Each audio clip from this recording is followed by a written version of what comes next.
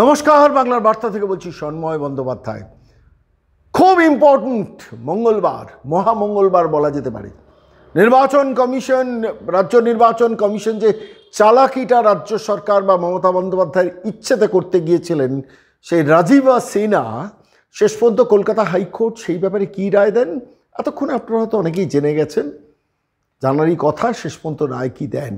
অর্থাৎ নির্বাচনটা কি কয়েকটা দিন পিছলো, যেটা রাজ্য সরকার চাইছে না, কেন চাইছে না সেটা নিয়েও কিছু কথা আমাদের আপনাদের কাছে বলার আছে। এবং ঠিক তার পাশাপাশি সেই মহামঙ্গলবার যেদিন সরাসরি ইডি ডেকে পাঠিয়েছে এ রাজ্যের এক ফেরেববাজকে, এবং সেই ফেরেববাজ বলেছে আমি যাব না। শেষ পর্যন্ত ইডি কি করে সেই সিদ্ধান্ত 2-1 ঘন্টার মধ্যেই হয়তো জানা যাবে। সেই নিয়ে কিছু ক্লু, কিছু তথ্য আপনাদের কাছে বাংলা বার্তার দর্শকদের দেবো।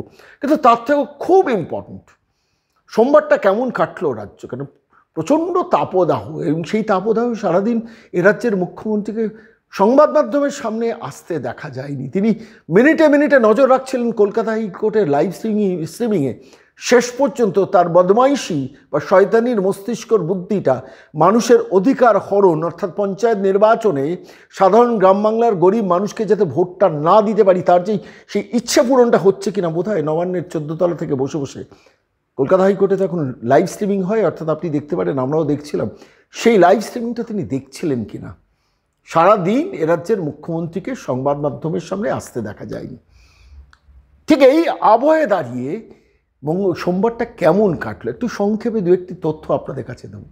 শুভেন্দু অধিকারী যিনি মামলা করেছেন, অধীর রঞ্জন চৌধুরী যিনি মামলা করেছেন নির্বাচন কমিশনের এই অনৈতিক কাজকর্মের ব্যাপারে, সেই ব্যাপারে যখন কলকাতা হাইকোর্টে শুনানি চলছে, শুভেন্দু অধিকারী শটান কলকাতা হাইকোর্টে পৌঁছে গেছেন। এবং শোনা যাচ্ছে যে চিফ জাস্টিসের ঘরে, যেখানে দর্শকরা বসে থাকেন পেছনের দিকে আইনজীবীদের পেছনে, সেখানে তিনি নাকি বসেছিলেন। একজন পরিষদীয় বিরোধী দলনেতা একজন কলকাতা হাইকোর্টে চিফ জাস্টিসের ঘর পর্যন্ত পৌঁছে যাচ্ছেন। রাজ্যের মুখ্যমন্ত্রী কীভাবে দেখছেন বুঝতেই পাচ্ছেন, ভালো তো দেখার কথা নয়। অর্থাৎ রাজ্যের মুখ্যমন্ত্রীর শয়তানিটা আইনজীবীরা যখন এক্সপোজ করছেন, এবং মরিয়া চেষ্টা হয়ে কখনো কল্যাণ বন্দ্যোপাধ্যায়, কখনো নির্বাচন কমিশনের আইনজীবী পাগলের মতো চেষ্টা করছেন। চিফ জাস্টিসের বেঞ্চ কয়েক ঘন্টা, প্রায় 6 ঘন্টা হিয়ারিং দিয়েছেন, এবং শেষ পর্যন্ত হিয়ারিংয়ের পর রায় স্টে অর্ডার রেখেছেন এবং রায়টা স্থগিত রেখেছেন। সম্ভবত আজকেই প্রতিবেদন যখন দেখছেন তখন হয়তো রায়টা দিয়ে দিয়েছেন। কী রায় দিয়েছেন সেদিকে তো নজর থাকবেই। কিন্তু শুভেন্দু অধিকারী কলকাতা হাইকোর্টে পৌঁছে যাওয়া, মমতা বন্দ্যোপাধ্যায় এমনিতেই তো ইগো সমস্যায় ভোগেন, আবার পরিষদীয় বিরোধী দলনেতা সে কলকাতা হাইকোর্টে চিফ জাস্টিসের ঘর পর্যন্ত পৌঁছে গেল, 1 নম্বর ঘর পর্যন্ত পৌঁছে গেল। মমতা বন্দ্যোপাধ্যায় বড্ড যন্ত্রণা বাড়বে, বিশ্বাস করুন। তার উপরে এই তাপদাহ, ঠিক সেই সময়ে দাঁড়িয়ে, সেই পরিস্থিতি দাঁড়িয়ে গ্রাম বাংলা রক্তাক্ত হচ্ছে, যেখানে যত উত্তর থেকে দক্ষিণ, পূর্ব থেকে পশ্চিম, এই বাংলার যেখানে পঞ্চায়েত নির্বাচনে, যেখানে ভোটে সামান্য নমিনেশন জমা দিতে যাচ্ছেন যারা, রক্তাক্ত হয়ে ফিরছেন, সে দৃশ্য দেখতে ভালো লাগছে না, দেখাতে ভালো লাগছে না। একটা সরকারে টিকে থাকার জন্য, শুধু চৌর্যবৃত্তির সাম্রাজ্য, একটা পরিবারতন্ত্র প্রতিষ্ঠা করার জন্য মমতা বন্দ্যোপাধ্যায়, অভিষেক বন্দ্যোপাধ্যায়ের এই যে সীমাহীন নির্লজ্জ একটা চেষ্টা, এবং তার মধ্যে কত মানুষের রক্ত ঝরছে, ভালো লাগে দেখতে বলুন। তাকে সাপোর্ট করছে একজন প্রাক্তন আইএস রাজীবা সিনহা। ধিক্কার কোনো ভাষা নেই, ধিক্কার জানানোর কোনো ভাষা নেই। ঠিক এই আবহে দাঁড়িয়ে শুভেন্দু অধিকারী হাইকোর্টে পৌঁছে গেলেন, সেটা তো একটা দিক গেল। তারপর আরও একটা মারাত্মক কাজ করলেন, সেটাও আপনাদের শোনাবো, দেখাবো। সরাসরি চলে গেলেন, কোথায় পৌঁছে গেলেন? সরাসরি বিদ্যুৎ ভবনে।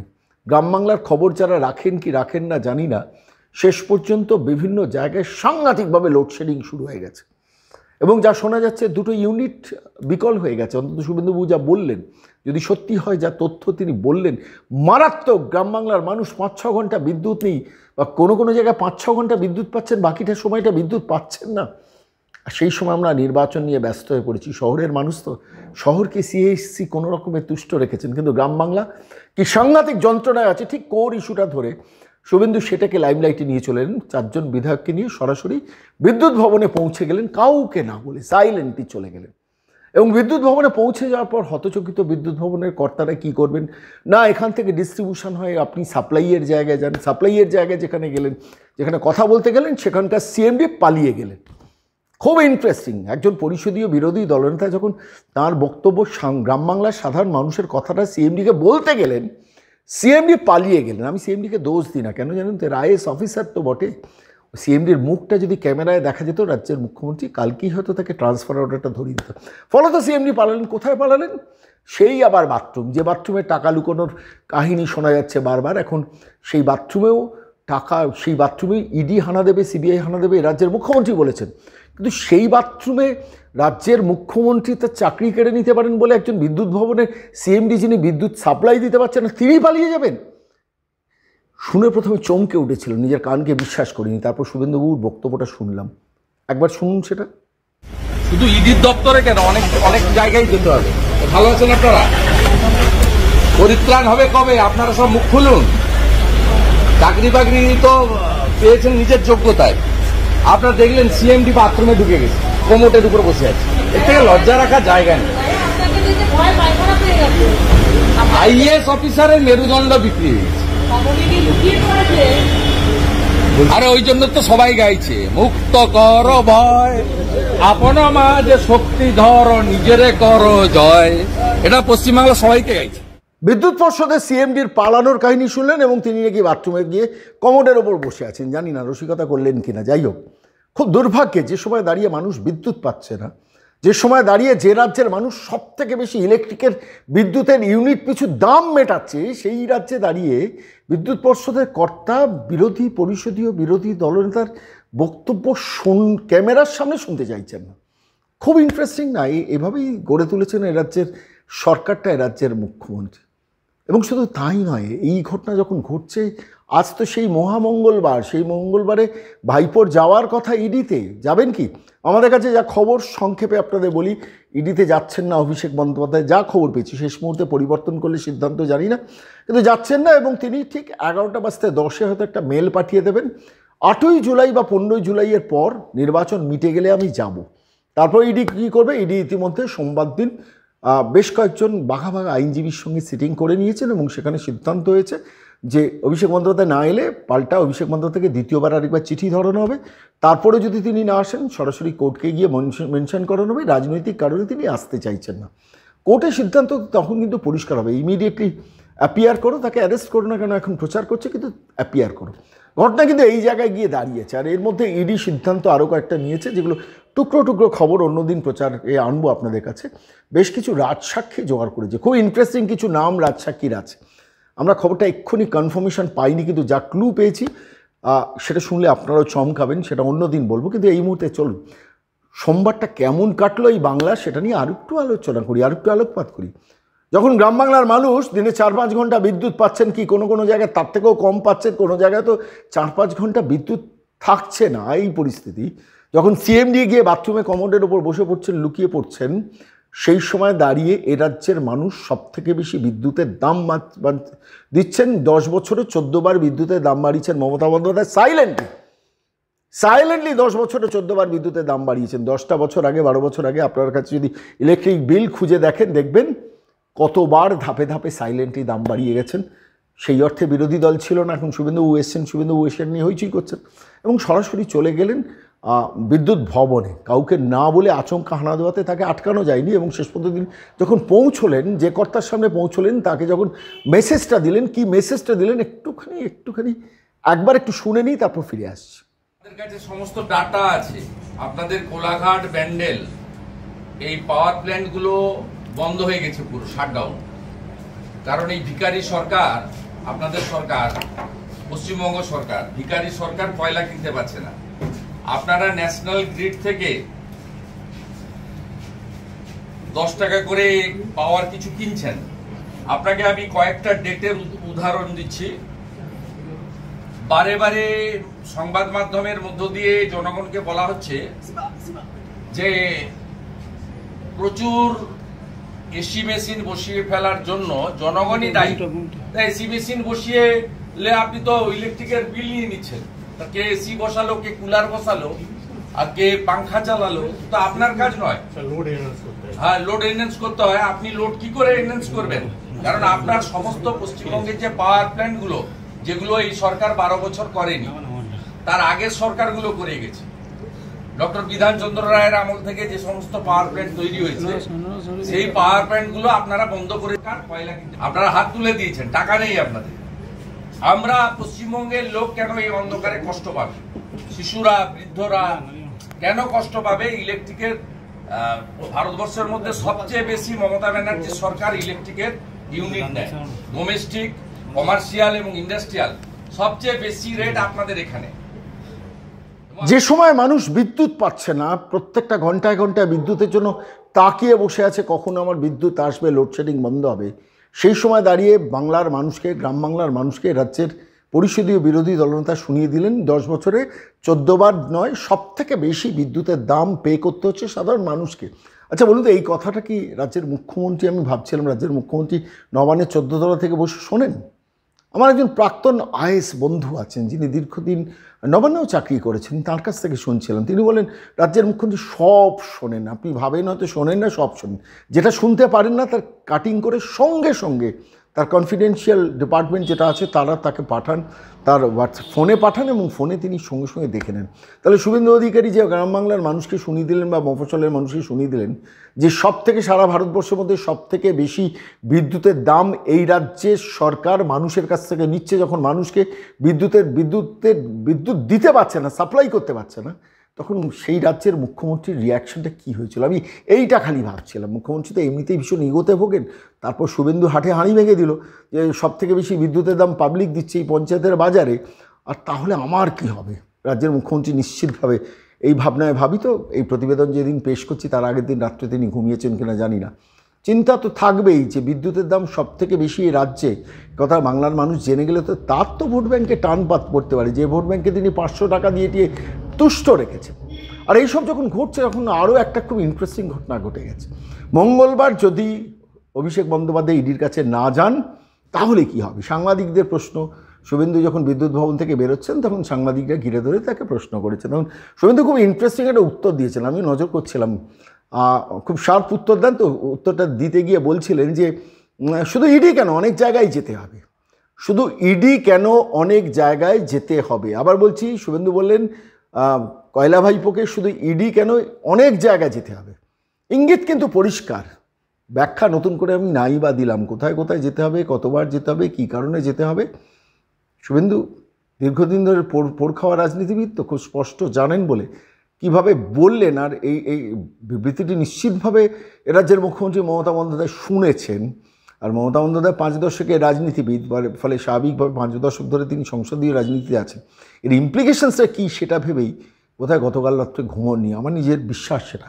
কিন্তু শুভেন্দু কী বলেছেন সেটাও আমার মনে হলো বাংলা বার্তার দর্শকদের একটু শুনিয়ে নেওয়া দরকার। অপেক্ষা করুন না, অপেক্ষা করুন না, শুধু ইডির দপ্তরে কেন, অনেক অপেক্ষা করুন না, অপেক্ষা করুন না, শুধু ইডির দপ্তরে কেন, অনেক জায়গায়, শুধু ইডি কেন, অনেক জায়গায় যেতে হবে। কোথায় কোথায় যেতে হবে? মুখ্যমন্ত্রী দীর্ঘদিনের পোড় খাওয়া রাজনীতিবিদ, তিনি হয়তো অঙ্ক কষতে শুরু করেছেন, এখানে এখানে এখানে এখানে আমার প্রিয় ভাইপোটাকে যেতে হবে।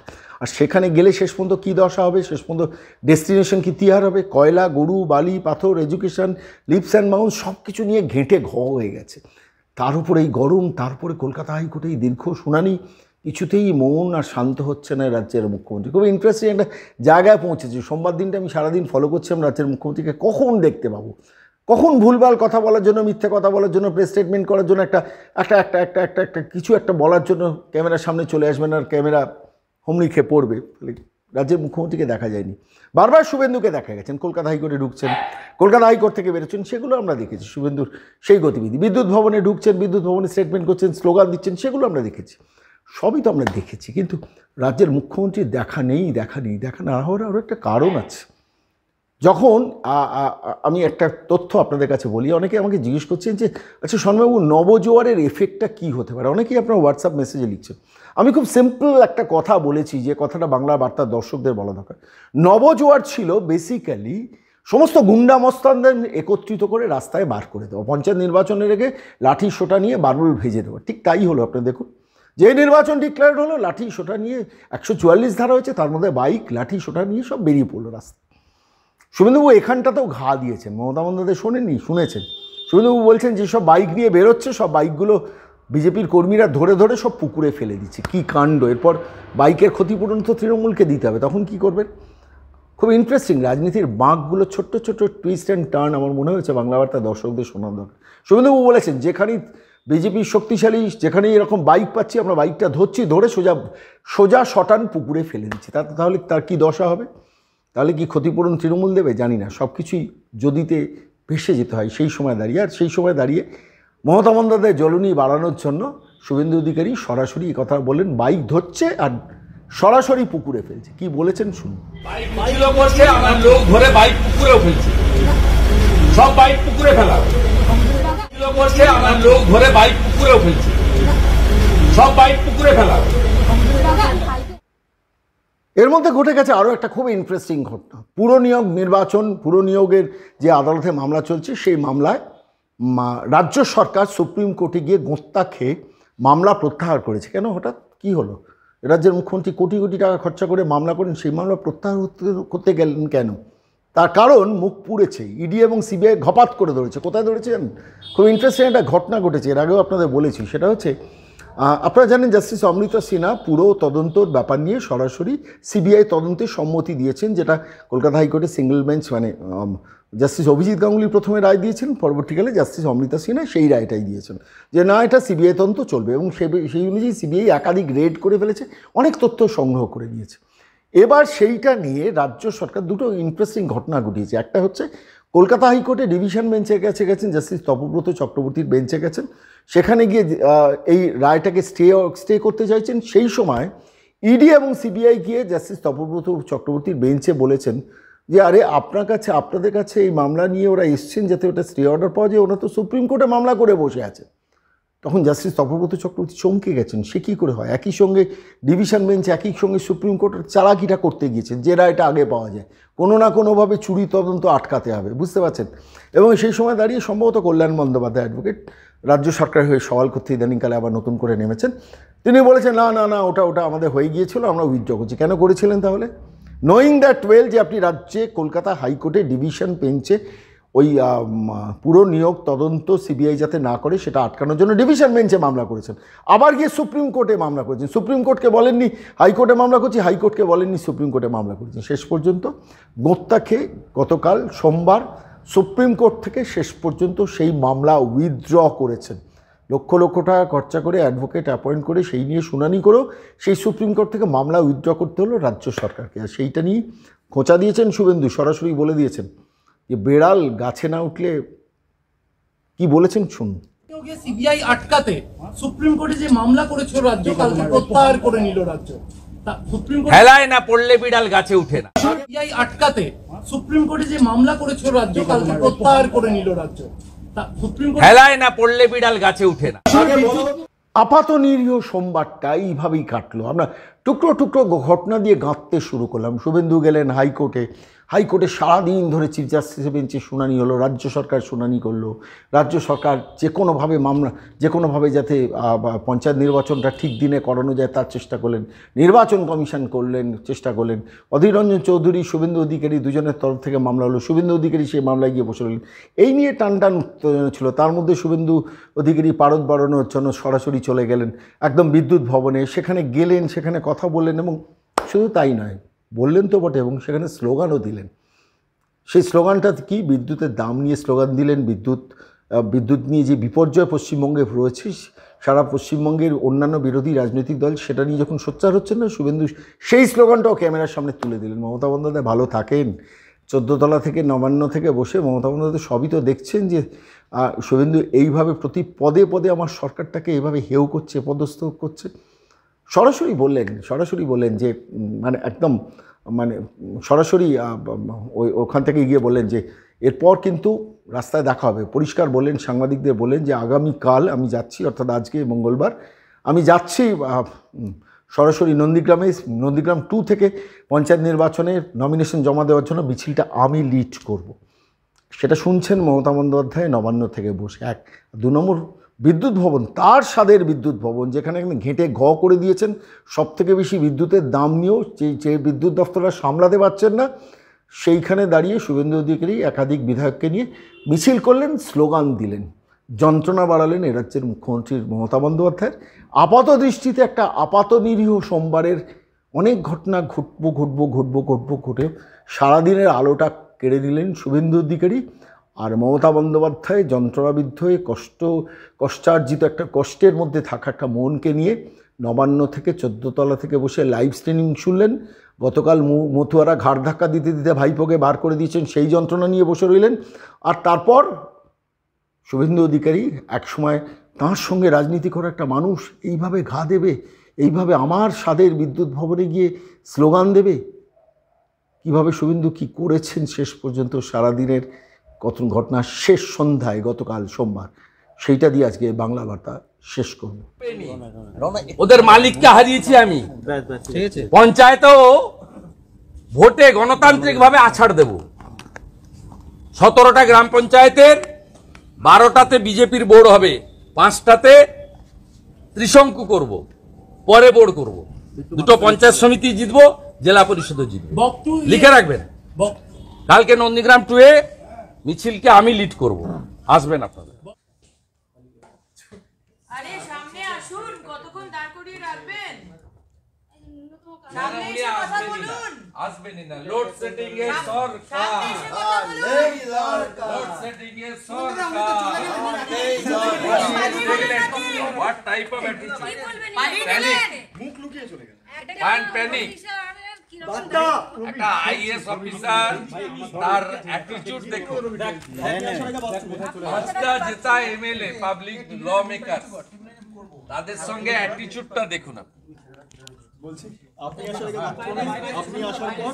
আপনি অ্যাটিটিউডটা দেখুন। আমরা তো আর অসভ্যতামি করতে পারবো না, আমরা অসভ্যতামি করতে পারবো না।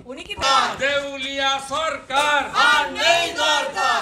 দিকে দিকে লোড সেটিং কেন মমতা ব্যানার্জি? জবাব দাও, জবাব চাই, জবাব দাও। দিকে দিকে লোড সেটিং কেন মমতা ব্যানার্জি? জবাব দাও, জবাব চাই, জবাব দাও। রাজ্যের মানুষকে লোড সেটিং এ পড়তে হচ্ছে কেন মমতা ব্যানার্জি? জবাব দাও, জবাব চাই, জবাব দাও। লোড সেটিং এ সরকার আর নেই দরকার। লোড সেটিং এ সরকার আর নেই দরকার। লোড সেটিং এ সরকার আর নেই দরকার। লোড সেটিং এ সরকার আর নেই দরকার। লোড সেটিং এ সরকার আর নেই দরকার। দেখুন, 21 লক্ষ ইউনিট উৎপাদন কম ছিল, লোডশেডিং করেছে 6-6, 7-6 26 লক্ষ ইউনিট, 8-6 31 লক্ষ ইউনিট, আর 9-6 45 লক্ষ ইউনিট বিদ্যুৎ দিতে পারেনি, সেই জন্য লোডশেডিং করেছে।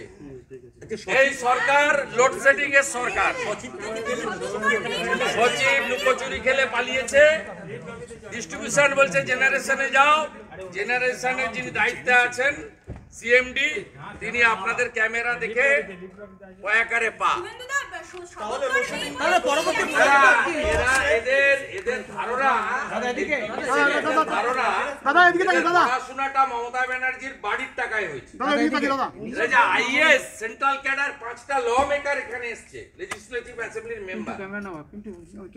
একটা ভদ্রতা নেই, কাটছি নেই। আমরা অভিযান করতে আসিনি, 2000-5000 লোক নিয়ে আসিনি, মিনিমাম কাটছি নেই। আমরা তো তথ্য প্রমাণ নিয়ে আসছি, আপনাদেরকেও একটা করে কপি দিয়ে দিচ্ছি। কি চলছে দেখুন, ন্যাশনাল পাওয়ার গ্রিড থেকে পাওয়ার কিনছে, কয়লা কেনার টাকা নেই।